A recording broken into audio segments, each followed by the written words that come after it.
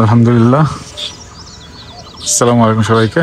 সূর্য উঠছে, আমরা এখন মিস্টিক মাউন্টেন হোটেলে আছি। এটা নেপালের নাগরকোটের একদম চূড়ায়।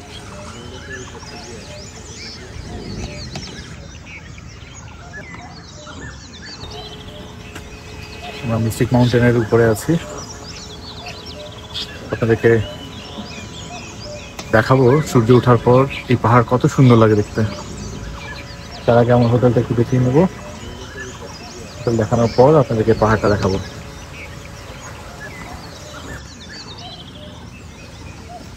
মিস্টিক মাউন্টেন হোটেলটি একটি 4 স্টার মানের বিলাসবহুল রিসোর্ট। এই হোটেলটি নাগরকোট শহর থেকে প্রায় 1.5 কিলোমিটার দূরে একটি পাহাড়ের চূড়ায় অবস্থিত। কাঠমান্ডু ত্রিভুবন এয়ারপোর্ট থেকে প্রায় 28 কিলোমিটার দূরের এই হোটেলে যেতে আপনি প্রাইভেট গাড়ি বা বাস ব্যবহার করতে পারেন। প্রাইভেট গাড়ি যদি নিয়ে থাকেন তাহলে পাহাড়ি আঁকাবাঁকা পথ পেরিয়ে এই হোটেলে পৌঁছতে প্রায় 2 ঘন্টা সময় লাগতে পারে। হোটেলটি সমুদ্রপৃষ্ঠ থেকে অ্যারাউন্ড 7000 ফিট উপরে অবস্থিত, যা মনে হবে একেবারে আকাশকে ছুঁই অবস্থা। এখান থেকে হিমালয়ের প্রায় 8টিরও বেশি রেঞ্জ স্পষ্টভাবে দেখা যায়। এই হোটেলটা খুবই সুন্দর, মানে খালি চোখে না দেখলে বোঝা যাবে না আসলে। এই যে দেখেন, এই এক পাশ দিয়ে ঢুকে আমরা হোটেলের অন্য পাশে যাচ্ছি, যেটা সম্পূর্ণ খাঁজ কাটা অবস্থায় পাহাড়ের খাঁজ কাটার মাঝে দিয়ে যাচ্ছি। একটা কাঠের ব্রিজ তৈরি করা হয়েছে যেটা দিয়ে এই সাইড থেকে ওই সাইডে যাওয়া যায়। আমরা এখন এই সাইড থেকে ওই সাইডে যাব। পুরোটাই হোটেল। আর ডান পাশে দেখেন পাহাড় কেটে পাথর দিয়ে সুন্দর করে ডিজাইন করে রেখেছে। সো আমাদের এই সাইড থেকে ওই সাইডের অংশটা দেখা যাচ্ছে। আমাদের রুম পড়েছে ওই সাইডে। প্রত্যেকটা রুম এবং রুমের সামনে রয়েছে ব্যালকনি। ওই সাইডে ওই রুমগুলো দেখা যাচ্ছে, ওই ব্যালকনি থেকে সোজা দেখা যাচ্ছে হচ্ছে সামনে সূর্য উদয় হচ্ছে, এবং ওই সাইডটাতেই আসলে হিমালয়। সো প্রতিটা রুমের সামনে যে বারান্দা রয়েছে সেই বারান্দা থেকে হিমালয় দেখা যায়। সূর্যোদয়টা দেখতে যে অসাধারণ ছিল। জাস্ট সূর্য অনেক আগেই হয়তো উঠেছে, হয়তো না, শিওরলি সূর্য অনেক আগে উঠেছে, কিন্তু আমরা পাহাড়ের জন্য সূর্যটা দেখতে পাচ্ছিলাম না। কিন্তু যখনই দুই পাহাড়ের মাঝখান দিয়ে সূর্যটা দেখা যাচ্ছিল, অসাধারণ। এটা আসলে খালি চোখে না দেখলে বোঝা যাবে না। খুবই সুন্দর। এবং এখান থেকে আমি আই থিঙ্ক এভারেস্টের চূড়াটা আমরা দেখার চেষ্টা করছিলাম, ভেতর দিয়ে দেখা যাচ্ছিল। এখন তো অনেক কুয়াশা, যার কারণে আসলে দেখা যাচ্ছে না। তো যখন সূর্যটা উঠছিল তখন দেখা যাচ্ছিল, জাস্ট চূড়াগুলো দেখা যাচ্ছিল। খুবই সুন্দর, খুবই সুন্দর।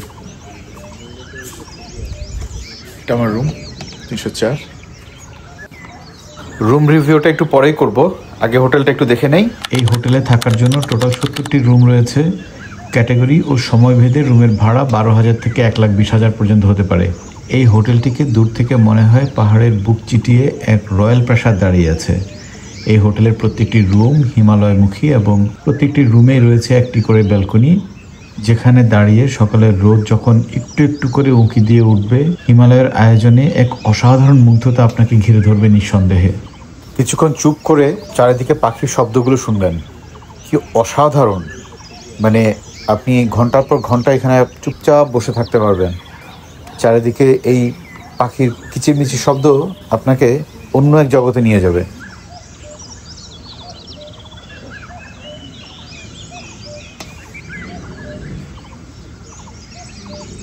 মেঘের ঘনত্ব এখনও কাটেনি, চারিদিকে প্রচুর কুয়াশা, যার কারণে হিমালয়ের রেঞ্জগুলো স্পষ্ট দেখা যাচ্ছে না। আমরা যেখানে দাঁড়িয়ে আছি এখান থেকে যখন মেঘ কম থাকে বা কুয়াশা কম থাকে, ওই যে দেখা যাচ্ছে ওই বরাবর পুরো এক লাইনে হিমালয়ের প্রায় 8টা রেঞ্জ স্পষ্ট দেখা যায়। আর যেখানটা সূর্য উঠছে ওই জায়গাটাও কিন্তু দুটো পাহাড়ের মাঝখান দিয়ে উঠছে। সো হিমালয়টা ওই সাইডটাতেই রয়েছে। আমরা এখান থেকে স্পষ্ট হিমালয়টা দেখতে পেতাম যদি আকাশটা ক্লিয়ার থাকতো। হোটেল মিস্টিক মাউন্টেনের এই সুন্দর দৃশ্যগুলো ক্যামেরায় ধরে রাখতে পারেন, কিন্তু এই সৌন্দর্যের অনুভূতি শুধু আপনার ভেতরেই রয়ে যাবে। এই হোটেলে জাকুজি সহ একটা সুন্দর ইনফিনিটি সুইমিং পুল আছে। নাগরকোটের কুয়াশায় ঢাকা পাহাড়ের চূড়ায় এই ইনফিনিটি সুইমিং পুল শুধু একটি পুল না, এজন্য একটা ঐশ্বরিক সৌন্দর্য।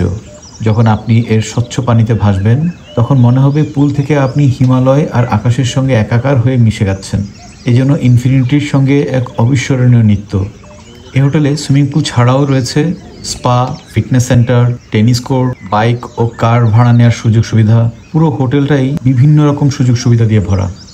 এই হোটেল থেকে হিমালয়ের যে রেঞ্জগুলো দেখা যায়, এখানে একটা ছবিতে সবগুলো নাম সহ দেয়া আছে, আর এখান থেকে দাঁড়িয়ে সবগুলো পয়েন্ট দেখা যায়। খুব সুন্দর একটা ভিউ পয়েন্ট। আর এই হোটেলের দিনের সৌন্দর্য যেমন সুন্দর, রাতের সৌন্দর্য অন্যরকম। আপনার লাইটগুলো যখন জ্বলে, দূর থেকে হোটেলটাকে একটা রাজপ্রাসাদের মতো মনে হয়। আমরা এখন যাচ্ছি ডিনার করতে। চলুন আপনাদেরকে তাদের রেস্টুরেন্টের সাথে পরিচয় করিয়ে দেই।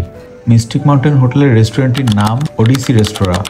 এই রেস্তোরাঁটিতে বিভিন্ন ধরনের খাবার সার্ভ করা হয়ে থাকে, যেমন নেপালি, ভারতীয়, চীনা, কন্টিনেন্টাল খাবার পরিবেশন করা হয়ে থাকে।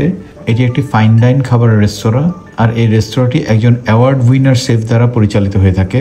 আমরা যখন ডিনার করতে গিয়েছিলাম, এখানে 172টার উপরে আইটেম ছিল এবং প্রত্যেকটা আইটেম অসাধারণ।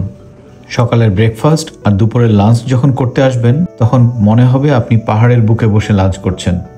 এখানে সকাল 6:30 থেকে 9:30 পর্যন্ত ব্রেকফাস্ট চলে। এখানে কফি বার, ককটেল বার এবং পুল সাইড বারবিকিউ সুবিধাও রয়েছে। প্রতিটি ঋতুতেই নগরকোটের প্রাকৃতিক সৌন্দর্য বিভিন্ন আবহে ফুটে ওঠে, তাই এই হোটেলে সারা বছরই আপনার ভালো লাগবে।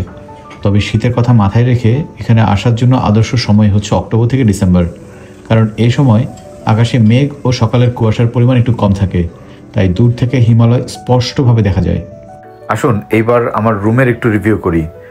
আমার রুম নাম্বার 304। প্রত্যেকটি রুম খুবই সুন্দর ও পরিপাটি করে সাজানো। আমরা একটা টুইন বেডের রুম নিয়েছিলাম। একটা 4 তারকা হোটেলে যা কিছু থাকা দরকার তার সবটুকুই উজাড় করে দেওয়া ছিল এই রুমগুলোতে। ওয়াশরুমটাও খুবই সুন্দর, পরিষ্কার পরিচ্ছন্ন এবং যথেষ্ট পরিমাণ স্পেসাস। আলাদা করে শাওয়ার ক্লোজেট করা ছিল। এই হোটেলে 24 ঘন্টায় রুম সার্ভিস অ্যাভেলেবেল। রুমগুলোর সাথে রয়েছে পার্সোনাল ব্যালকনি, মিনি বার, ফ্ল্যাট স্ক্রিন টিভি, ওয়াইফাই এবং চা কফি বানানোর সরঞ্জাম। প্রতিটি রুমের সাথে যে বারান্দাগুলো রয়েছে, এই বারান্দায় দাঁড়িয়ে হিমালয়ের 8টির মতো রেঞ্জ স্পষ্টভাবে দেখা যায়। আপনি অ্যাগোডা বা booking.com এর অ্যাপ থেকে এই হোটেলের রুম বুক করতে পারেন। এছাড়াও আপনি চাইলে হোটেলের নিজস্ব পেজ থেকে অথবা তাদের সাথে সরাসরি কল করে আপনি এই হোটেলের রুম বুক করতে পারেন। আমি বিস্তারিত সবকিছু ডেসক্রিপশনে দিয়ে দিচ্ছি। আজ এ পর্যন্তই। আশা করছি ইনফরমেশনগুলো আপনার ভ্রমণের সিদ্ধান্ত নিতে সুবিধা করবে। ভিডিওটি ভালো লাগলে আমাদের পেজটি সাবস্ক্রাইব করতে ভুলবেন না প্লিজ। দেখা হবে খুব শিগগিরই পরবর্তী ভ্রমণ ভিডিওগুলো নিয়ে। ততক্ষণ পর্যন্ত ভালো থাকবেন। খোদা হাফেজ।